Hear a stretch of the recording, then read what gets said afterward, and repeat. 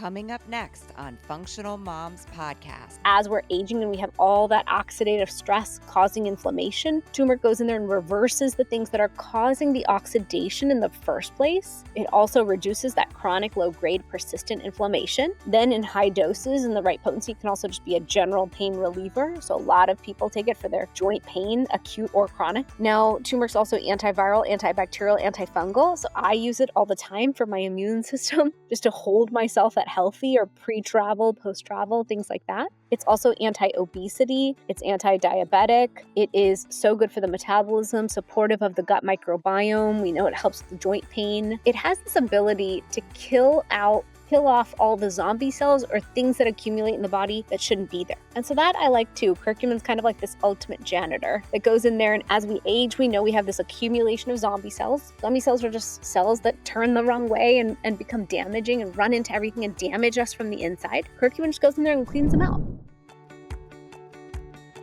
Welcome to Functional Moms Podcast, lifestyle medicine for women over 40. Let's age on our own terms.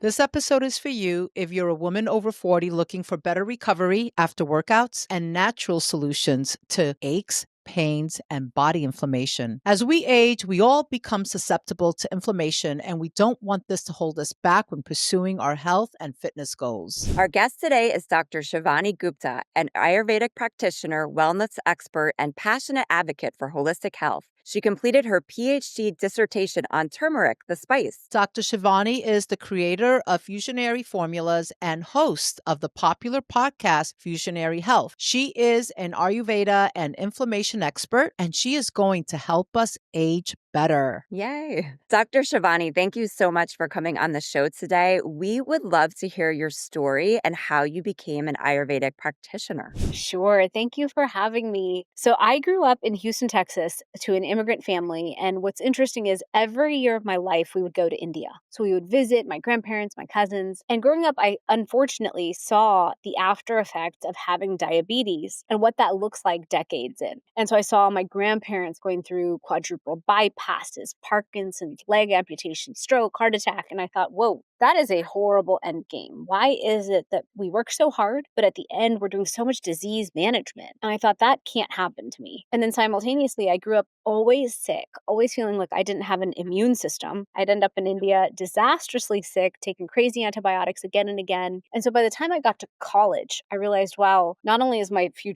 genetics and my future health, my family history really bad, I also am looking at myself like, there's a weak link here. And if I don't address my health issues, I'm always going to be sick.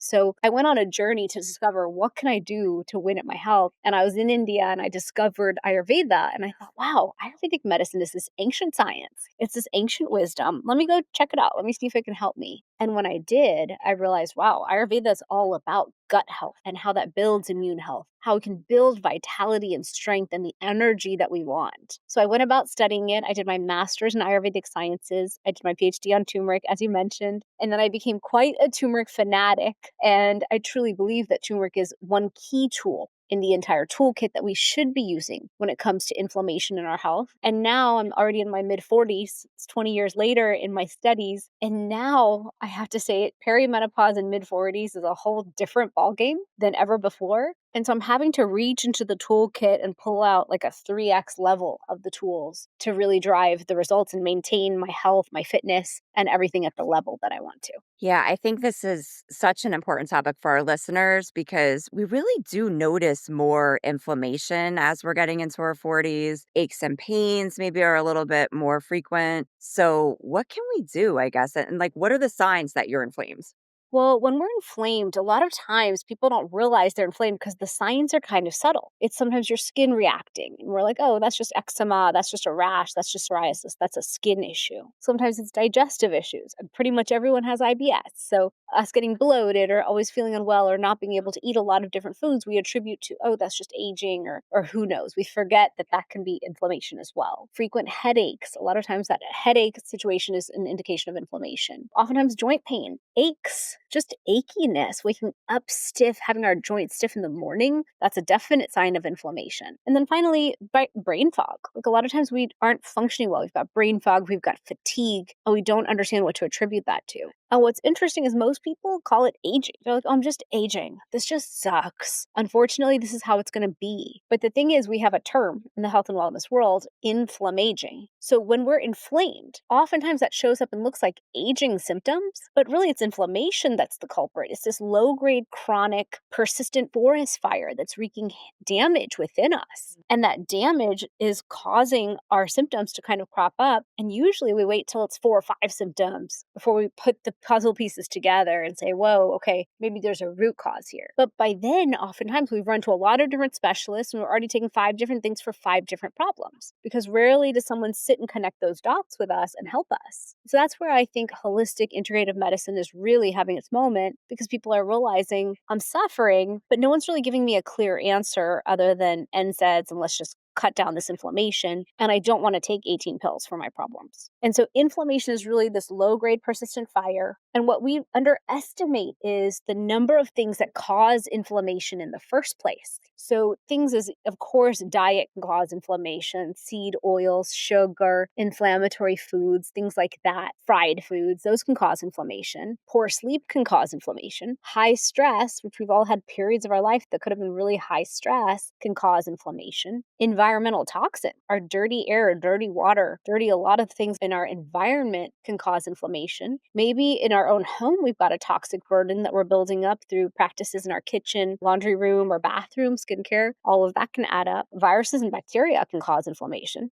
So there's that as well. And then finally, it's interesting. I think we underestimate how our own lack of stress resilience in this chaotic world leads to us always being in our sympathetic nervous system and not in parasympathetic. And thus the body's in a state of inflammation because it's trying to hold up a whole battle against everything outside without addressing what's inside. And the last one is gut. If gut health is off, we're going to have inflammation, or if we have leaky gut. So Ayurveda really looks at this from the whole perspective of your fire within you, that inflammatory fire. Let's talk about how to manage it. And let's talk about how to control it and build a healthy fire as opposed to one that's damaging us from the inside. Would this be considered, all these inflammations that you were referring to? Is this low grade inflammation? Because you always hear about, like, are those examples of low grade inflammation? And is there a high, like, what's the difference? Like, how do we know if we have low grade, high grade Sure. inflammation? So for example, if you go to the gym, you lift and you irritate the heck out of something, your elbow starts hurting and you know you're not going to be able to lift on that elbow the next day. That's acute inflammation. You pulled something, you irritated something badly. That inflammation, maybe it's tendinitis, something, that inflammation is now going to be dealt with. Either you're going to take an NSAID for the pain, or you can take turmeric for the pain, which is what I'm all about, or you're going to address it with ice. We have different tools for acute inflammation in the body. Usually acute inflammation is swelling, redness, and pain. And so we go after that and we address it. Then there's chronic low-grade persistent inflammation. Most of us are carrying this, but we're not seeing any loud specific sign. And then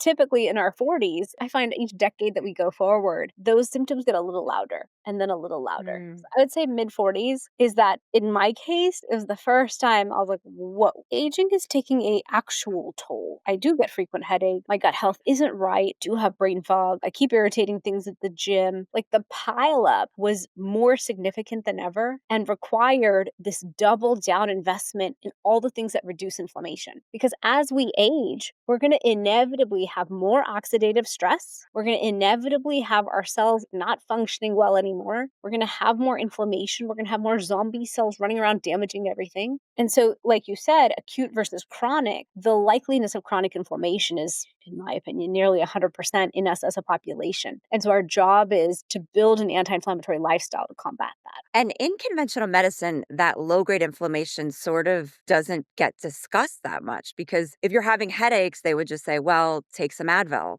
like it doesn't really, no one really talks about that. So I guess you think you're just normal. And I guess you are normal in the scope of how the average person ages, but we want to be better than normal here. We want to be optimal, right? So that's where I guess you can come into play to help us. Yeah, absolutely. I think we want to thrive as we age. And last year I was presenting at a longevity conference and I spent 4 months building this slide deck. I was presenting at A4M in Vegas. And as I researched aging and the effects of turmeric on aging, every single thing I read said, wow, you're going to have all your cells decline, your mitochondria is going to decline, everything will slow down. You're basically on this downhill slide. And I just read that and thought, no freaking way. I'm not doing that. I don't sign up for that plan. I need a different plan called, no, I want to keep my brain function. I want to keep my focus, my memory, my energy. I want to keep great gut health, which is my metabolism and my immune system. I want to keep a metabolism that's churning and burning. I want to look this way for the next 30 years. What do you mean everything's going to slow down and I have to give up everything? I don't think that's fair.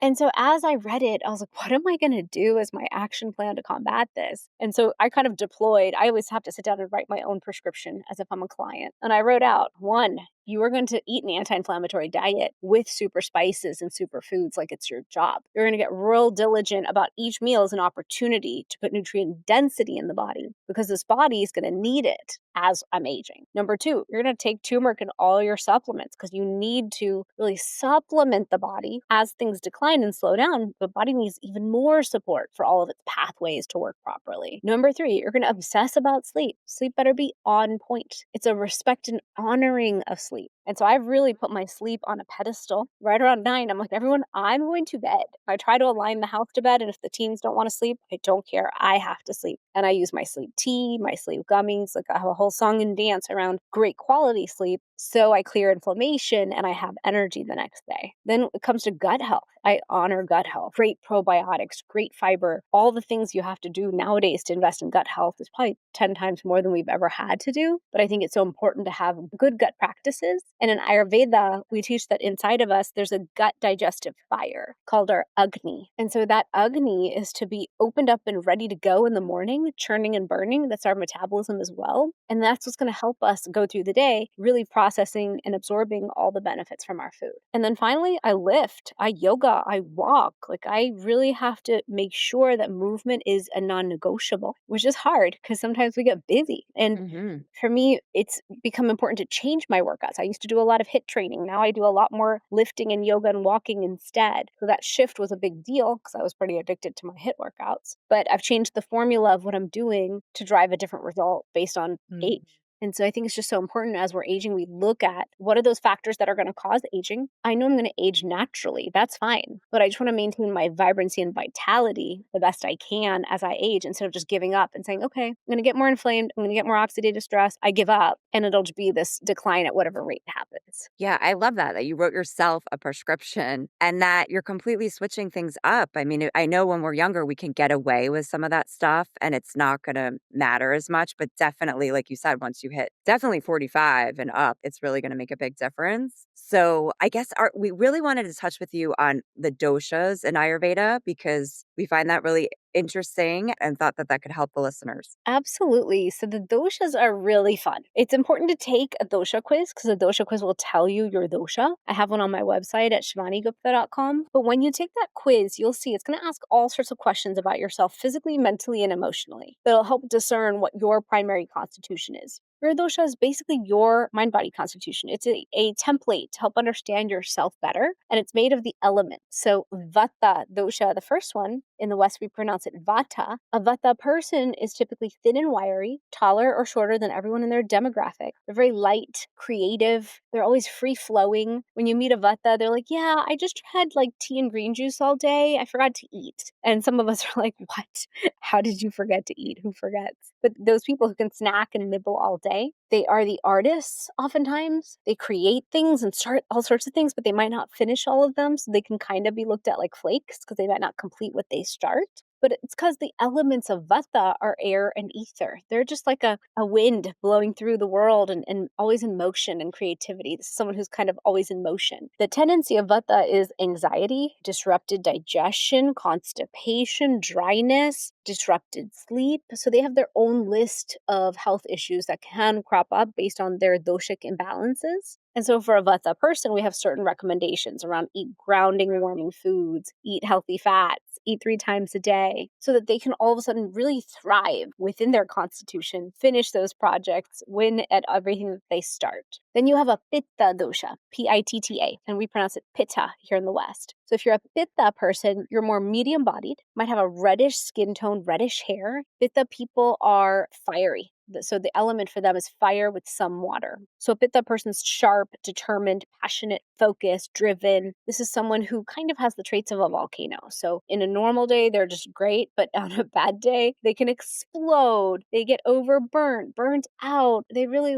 they're ignited. Sometimes they can kind of, what is the word for a volcano? Like erupt on everyone around them. And the people closest to them can be collateral damage. So Pittas have to be a little careful. So my guidance to Pittas is stay cool, cooling foods, cooling beverages, hydrate all day. Pittas get really hangry. I'm a Pitta, so we have to eat on time or else the whole world ends. So eating on time at our meal times is important. And Pittas tend to be inflamed, tend to eat all the things we're not supposed to. We love fried food, spicy food, hot foods. We tend to get heartburn, everything that's too much fire in the system. And so our job is to cool that down, move in nature, sleep well. There's different protocols for Pitta. And then finally, there's Kapha. A Kapha person is going to be bigger bodied, bigger boned, stronger. They can lift heavier. This is, when you look at ectomorph, mesomorph, this is that person who's got a much stronger constitution. They have round features, so a round face, round eyes, maybe oily, curly hair, oilier skin, very supple, beautiful skin. This is someone whose personality is more loyal, one thing at a time. They're like Mother Nature. They're the caretaker, very grandma type. They take care of everyone around them. And so a Kapha person might struggle with a slower metabolism, slower digestion. They have very heavy slumber and sleep. They can sleep the 10 hours and sleep in. But our job with them is really to get their energy moving in the morning. And once they sit down in the evening, a Kapha person will never get up. Like they're done once they sit on the couch. It's like Mother Earth sat down for the day and she's done. And so it's so important to understand what is your dosha, what is the dosha of the people you love, so you can honor that within them and kind of manage and support your whole family, your whole household, your team around you. And so doshas is a great way to self-understand what is your constitution and how to manage all aspects of your life based on your constitution, because it affects our seasonality, how we function in different seasons, how productive we are. You can plan your vacations around your dosha based on balancing yourself in certain seasons. So there's a lot to it once you understand your constitution. Sure. And you can be a combination. Is that correct? Because I feel like when I hear you explain it, I see myself in maybe two of them. So, okay. Sure. So you can have a primary dosha and you can have a secondary dosha. Your dosha is decided at birth. It's the combination of your parents and your time of birth and where you're born and what you were meant to be in this life. And then through our lives, we can get really imbalanced. It can happen that you just completely shift. Like post kids, I went from being a pitta to really being kapha imbalance. And my life was all about the caretaking, nurturing piece. And it took time to kind of balance back into my original dosha. Wow.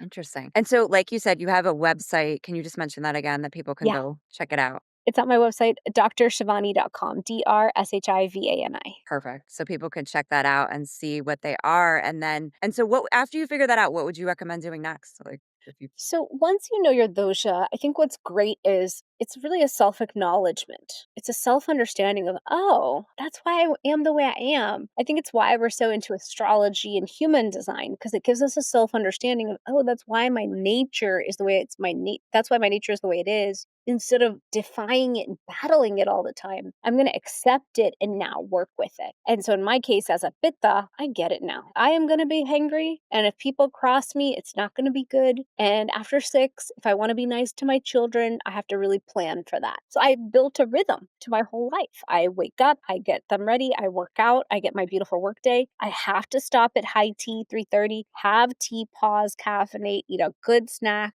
Then I'm ready for the motherhood job after school and all those responsibilities. And I probably still need to walk in nature in the evening just to decompress and settle before we finish homework and finish the night. I have to honor sleep. So you really learn how to customize your circadian rhythm and your life rhythm to your dosha. And that alone can be really transformational. For example, let's say you're a vata and you're like, I just want to lift like 5 times my body weight. Sorry, a vata body type is not literally going to do that usually. So instead of battling with yourself for things you believe are good for you, you start to understand what is actually good for you and how to thrive within your own constitution. that's amazing because in wellness, we're so often just chasing the next thing, like you need to lift heavy. So do that, and maybe, yeah, it's not right for you.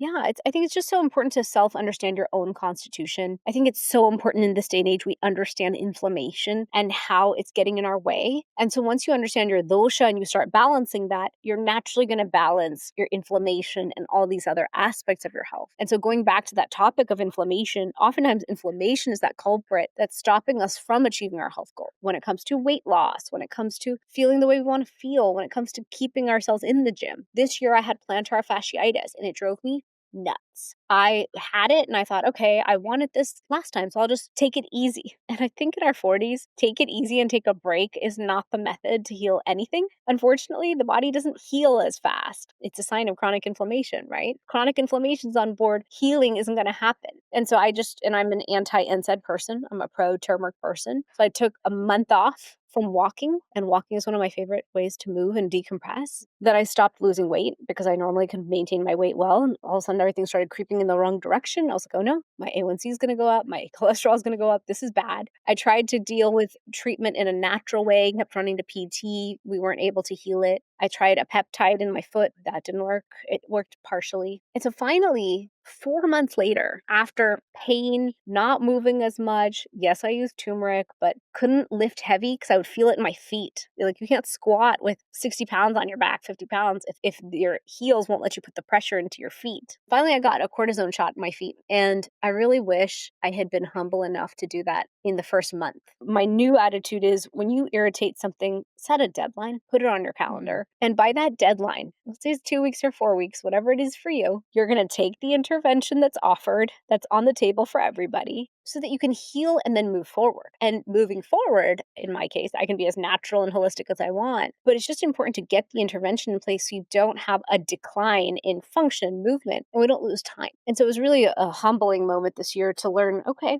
at 44, my body's not going to just heal naturally from things just because I leave it alone. Chronic low-grade inflammation is there in all of us. It's going to increase over time, and we have to take more interventions, like real interventions, to get things on their track so we can keep going. Yeah, that's a great piece of advice that, we can't just discount that, if it's not going to heal naturally, we should use the medicine. Like we need, you need to have a balance. Yeah, I'm usually pretty anti-medicine and anti-intervention. And now it's been a humbling year where even perimenopause, I've chosen to go through HRT, really bolster up testosterone, progesterone, thyroid. And I think that it's been humbling because I'm so pro-natural. And so my new attitude is absolutely, I'm going to do all my natural things. I truly believe natural is the way to go. But I'm more ready and more open to what are the things we need on board as women to optimize, because that threshold of holding vibrant health is changing and it's moving year to year based on the stressors and the things in our lives.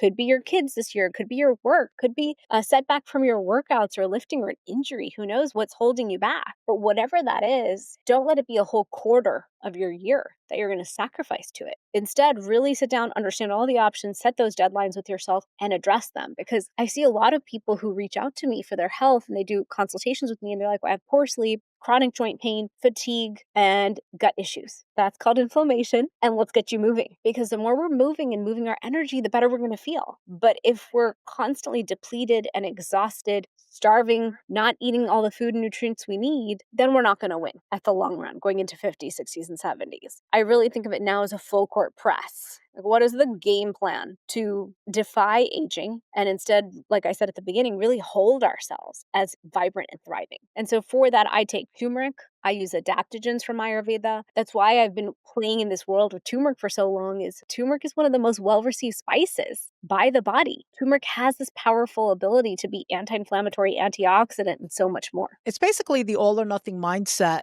Right. I love how you said, you've been humbled and you're like, hey, there is a space for this. Give yourself a timeline and just like integrating. It's like integrative health. You're integrating like the things that are available to all of us. And of course, you have your preference. We're also dealing, I think, in this day and age with so much more than, the previous generations in like this stage. And so that's very interesting because as you're talking, I've been going through like an elbow injury and I'm listening to you talking about like, no, I don't want to do that. I'm not, I'm not taking Advil. I'm not doing the shot.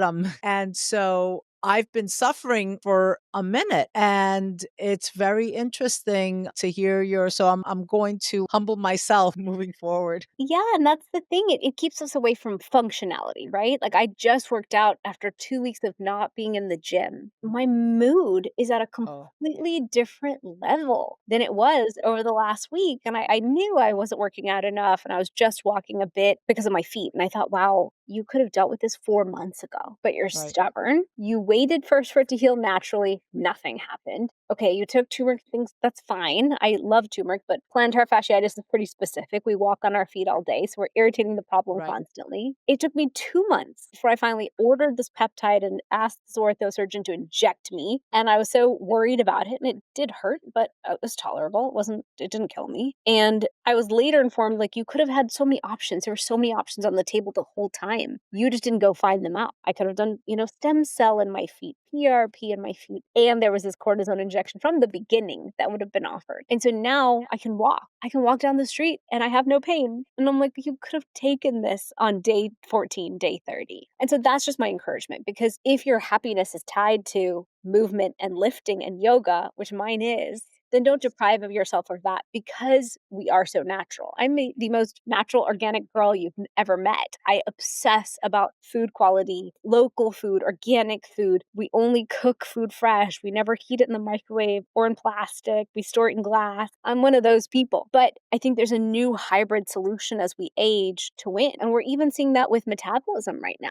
Look at what's happening to our metabolism as a country. Everyone's reaching for injections and solutions because they're fed up and frustrated. And it's not Yeah. easy to win at weight management, health, vibrancy as we age. But what's cool is Ayurveda said from the beginning, this comes down to your gut digestive fire. You can build a stronger gut digestive fire yourself. Gut health is the center of all health. Gut health is the center of your brain health and your mood and your metabolism and your immune system as well. I focus a lot on gut. We know that circadian rhythm and sleeping on time is what builds your entire ability to recover and clear inflammation and detox the system, which is so important through our aging process. And then we talk about super spices, where I love talking about turmeric and these things. Yes, yeah, that's where we would love to ask you, what are curcumin and turmeric, or turmeric? How do you say it even? I might be saying it wrong. No, so I always said turmeric, but everyone says turmeric. So now I just say turmeric so people Okay. understand me. So you've got it right. So basically, turmeric, as most of us know, is a rhizome. It's a plant. It's a sister plant to ginger. And I fell in love with turmeric because when I was sitting in my herbology class and they were explaining the benefits, I thought, I've eaten turmeric every day for my life. And you're telling me it can do all of that for our health? And with my family history, like, we should have been overdosing on turmeric the whole time for what you're telling me it does. And so when I embarked on that dissertation, I learned that turmeric affects heart health, it affects gut health, it has a positive effect on the gut microbiome. Most importantly, it's anti-inflammatory and antioxidant. So as we're aging and we have all that oxidative stress causing inflammation, turmeric goes in there and reverses the things that are causing the oxidation in the first place. It also reduces that chronic low-grade persistent inflammation. Then in high doses and the right potency, it can also just be a general pain reliever. So a lot of people take it for their joint pain, acute or chronic. Now, turmeric's also antiviral, antibacterial, antifungal. So I use it all the time for my immune system, just to hold myself at healthy, or pre-travel, post-travel, things like that.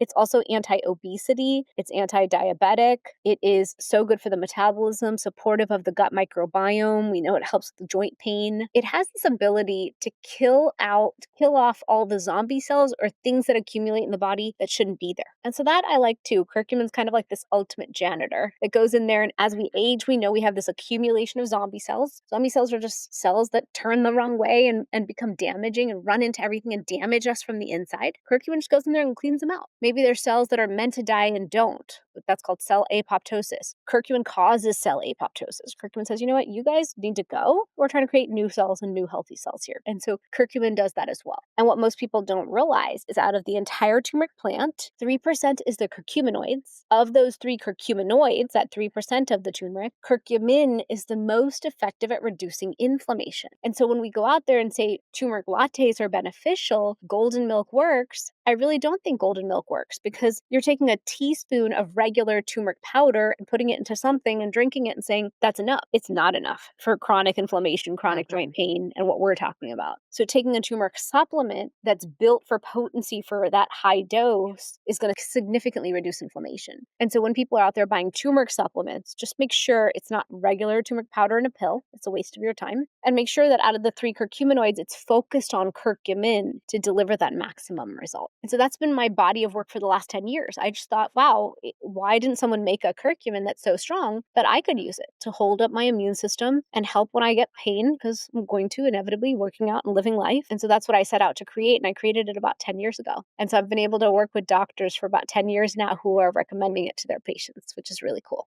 That's so exciting. And you've done studies on this as well? Is it Yes. So we've used it on patients with chronic joint pain because there's actually 17,000 scientific studies in the literature now. Curcumin. There's papers and studies. And there's even double-blind placebo-controlled trials now on curcumin. So there was one study published in the British Medical Journal that showed that curcumin is as effective as PPIs in the body. They did that as a real trial. We've seen that a lot for chronic joint pain in the knees and things like that. People call me and say they were losing their hand function and they are able to keep it, their back pain, hip and knee pain. So that to me is really exciting, that if we can take something natural for that, because historically I couldn't take NSAIDs, they hurt my stomach. And so I wanted to create a natural alternative that I could use whenever I need it. Yeah, it's so funny. Before you came on I knew you were coming on the show and I was like listening to some of your content. And my mother had been sharing with me like a month ago. My mother has a lot of arthritis. She's in her 70s. And she had been taking a curcumin supplement that she noticed the difference immediately. And so that's amazing because a lot of times with supplements, it can be very subtle or you don't notice right away. So yeah, that's amazing.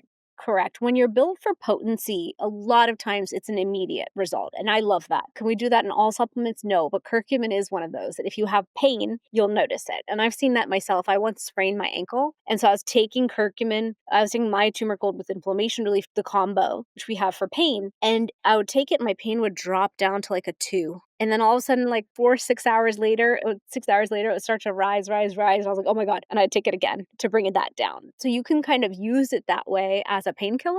Or for people like me, usually I don't have pain, but I take it as my daily preventive. Awesome. And so if you were looking for a supplement, I know they can definitely check out yours. What other things would you look for in a supplement if you were going to do that? So I would look for curcumin standardized to 95%. When we're doing those standardizations, we're making sure that our extracts are meeting that standard. In my case, we excel way above it, but at least you're meeting a certain standard and you're not just giving people anything. I would make sure the label doesn't just say curcuma longa. Curcuma longa is the plant name for turmeric. So a lot of times people put curcuma longa on the supplement label and people think it's curcumin, and that's not the same. So you want it to say curcumin 95%. Oh, cool. And you want a full 500 milligrams of that per capsule as well, because that's how we're going to start driving that result. Awesome. Great tips. Yeah. So we'd also like to ask you, how can Ayurveda help women going through perimenopause and menopause? Great question. I'm laughing because perimenopause is a rough road. I can just imagine. I can just imagine. I'm in it. I hear you. Me too. I'm like, wow. I had no idea. When I was reading about perimenopause, I was like, oh, those ladies, it must not be that bad. And for the last decade, every time I spoke on stage, a woman would come up to me afterwards and say, do you have anything for menopause? I'm doing everything the same, and my body is going in a different direction. I keep gaining weight. I don't understand. Do you have anything? And I would say, no, I mean, you can take turmeric, you can reduce inflammation, you can walk more. I had no reckoning of it until I was in it. Now I'm like, wow, actually, it's a full court press plan. And Ayurveda has a lot of tools. And we kind of have to triple down on those tools. So my first tool that I use is always diet. If we can look at our food, what are we eating and how is it serving us and what is not serving us? So I'm trying to adjust my portions down a little bit because I know metabolism slows down as we age. I'm getting really detailed about nutrient density. So if I sit down and eat a meal, afterwards I'm like, did that have sprouts in it? Did you have any omega-3? Did you put any superfood on top or in there? And I'm very much paying attention to protein and making sure I get enough protein, enough fiber, enough mixture of all the superfoods and nutrients that I want to have in my diet. And we also teach about eating seasonally from Ayurveda, so we get even more nutrient density in our meals. So that's part 1. Part 2, I'm taking turmeric religiously because I need to know that I'm addressing inflammation that accumulates as we age. 3, sleep. I'm taking sleep tea, sleep gummy, sleep everything. I'm kind of addicted to good sleep as the foundation to having the energy that I need the next day. Ayurveda talks to us about circadian rhythm and how sleeping from 10 to 2 on the circadian clock is the most important way for us to clear inflammation. So I talked about the doshas. 10 to 2 is pitta time of day. So at night, we're meant to sleep during those hours, specifically so the body can use that fire energy to clean out what does not serve, clean out the toxins, clean out anything that's accumulated. And during the day, 10 to 2 is in the circadian clock is lunchtime. It's when the fire is highest in the sky and there to process and absorb your most hard to digest meal at lunchtime. And so a lot of what we teach in Ayurveda is circadian rhythm, circadian alignment, building the rhythm of your day to be in alignment with nature as opposed to working against it. Because if we work against our own circadian clock, that's when we cause dis-ease and have fatigue and all these different issues. And so really building your rhythm is important according to your constitution. So sleep is super important. Then gut digestive fire that I mentioned. So I wake up in the morning and have ginger lemon tea. That's a way to ignite the digestive fire. We recommend using a tongue scraper, like a copper tongue scraper in Ayurveda, because when you gently scrape the tongue, you're going to ignite the digestive fire for the day, and you're also going to clean and clear all the toxins that have accumulated in the body. We teach that all the organs of the body are reflected on the tongue, just like they're reflected on the bottom of your feet. And so that's like an interesting piece of Ayurveda is our daily self-care rituals that we teach you to use as a rhythm throughout your day. And so the tongue scraper is just one example. We also teach oil pulling, and oil pulling helps to accumulate the toxins in your mouth. And then when you spit it out, you've gotten rid of that toxic burden because we know the oral microbiome is connected to the gut microbiome. So that's another key piece. And then finally, we teach a lot about just self-care. So I teach about something called tea time is me time, and just pausing in your day at different points and checking in with yourself. Have I hydrated today? Have I taken my supplements today? Have I moved enough in nature? How do I feel? Have I planned so I get to eat properly today? And just asking yourself and your intuition good questions leads to a lot of answers. Sometimes my body will say, actually, you didn't plan for a good dinner, or actually, you have too much going on this week. You need to change your schedule. And so just having that awareness is really important. And then finally, movement. We teach moving in nature as much as possible helps you to be in alignment with nature, and thus nature can heal you so you feel your best. Wow, there's a lot going on with Ayurveda. Yeah. S- Absolutely, and I love But the check-in thing because I think it's so often I'll just be running from one thing to the next, like, am I checking in with myself? No. And then by the end of the day, I'm probably a mess and not making great choices. depleted, yeah. Yeah.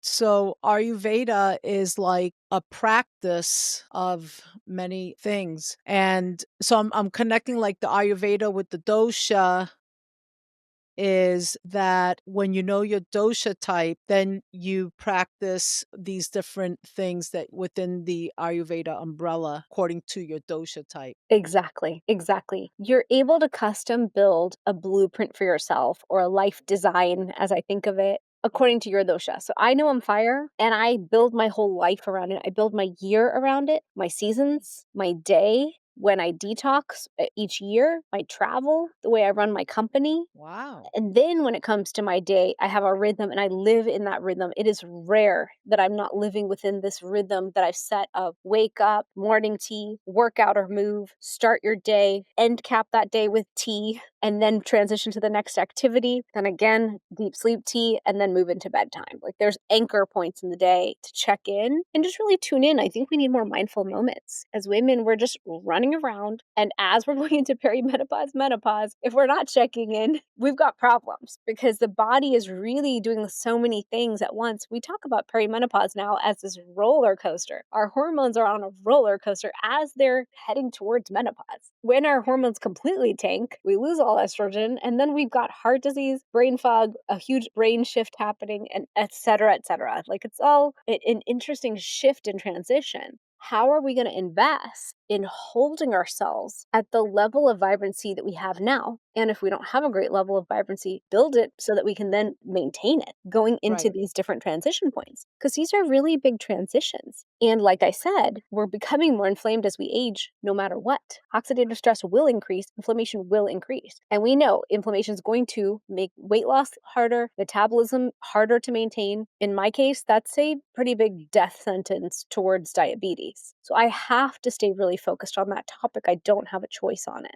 And thus, it's just so important that we get real conscious about checking in with ourselves and doing these self care rituals, the practices that it takes. Right. Well, the truth is that you do have a choice, right? And you're choosing that you don't have a choice, right? Because that's just to make that clear. And also, so when you work with your patients or like, and so are you helping, like, I don't like in your practice, are you helping that woman create this lifestyle Ayurveda, like dosha plan, life plan? Is that like part of the whole thing? Yes. So, my number one thing I do is my supplements because my goal is for every single doctor on earth when they say you have pain to say you can take turmeric for that. Because that would really change the whole trajectory of things. I have taken NSAIDs and painkillers so many times and my body never tolerated them. So, my dream is we're all using turmeric in this way that'll be gut healing, inflammation healing, and all those things. So I focus more of my energy there. But I do have a practice Ayurveda lifestyle coaching business where if people Okay. want help and they book a call with me, a lot of times I just do the discovery call and I can send them in the right direction. Because I've met thousands of doctors over the last few years, I can tell, oh, you need functional medicine. You actually need chiropractic. I can usually direct them in the right way. Or if they really want to work with me, we will do a full consultation and we'll figure out your dosha. We'll build a lifestyle plan for you. We'll customize your diet for your dosha and help you write out that plan so you can go out and execute it for yourself. Well, that sounds freaking amazing.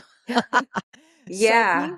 being mindful of our time today, Dr. Shivani, and all that you've just said, but like to simplify something, like what are two things that we can do today to lower inflammation? Number one, utilize turmeric. It is the number one spice out of Mother Earth that helps us to reduce inflammation, and it's guaranteed. There's 17,000 scientific studies that prove it will reduce your inflammation. That's my number one. Number two, build in a self care rhythm into your life that's so good, that feels so good, that involves movement, that involves honoring sleep, that involves honoring your gut, that involves detoxing so that you can truly thrive. Because, like we talked about, perimenopause and menopause is no joke. So, we need to have those rhythms in place to support us, even if we're not feeling great, because we're going to have those days where we're not feeling as awesome as we once did. We don't have the energy we once did. But by having that anchor point of self care and in a rhythm in our lives, everything gets easier. Everything is just able to be within that structure. And then you can always reach for more self care as needed. And I just to be clear, when you talk, you said turmeric, get like turmeric and like to deal with inflammation. Like, so for example, in my cupboard, I have turmeric seasoning. Yeah.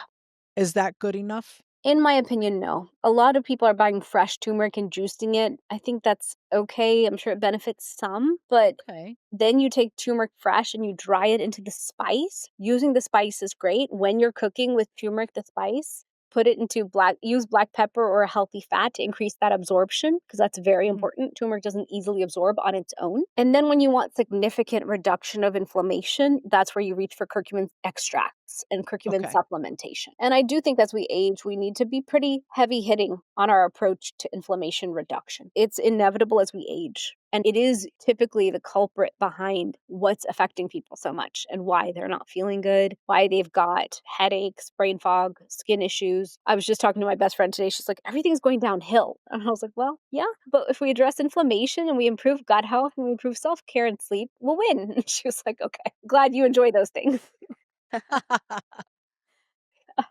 I love that though. That's so helpful. And I'm so glad you're getting this message out because I can't believe like I've never heard of this. I mean, using Advil was my go-to and I can't believe there's something better that I could have tried. Mm. So, and even for my mother, that she was in her 70s and just discovered this. And honestly, a doctor didn't even tell her. So I'm glad you're telling doctors about this too.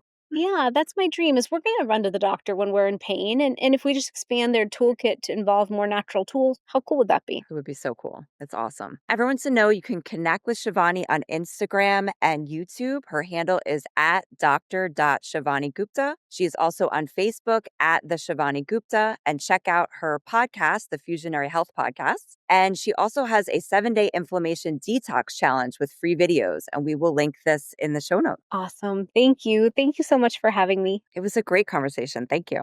Yes, thank you. The information provided in this podcast is for informational purposes only and is not intended for the purpose of diagnosing, curing, treating, or preventing any disease. We are functional medicine certified health coaches and not licensed medical professionals. The opinions and advice of guests are their own and also not considered to be medical advice. Always consult with a healthcare professional when making any healthy lifestyle changes. We would love to hear from you. Please leave a comment or review. Email us at info@functionalmoms.com. If you enjoyed this episode, please hit the subscribe button.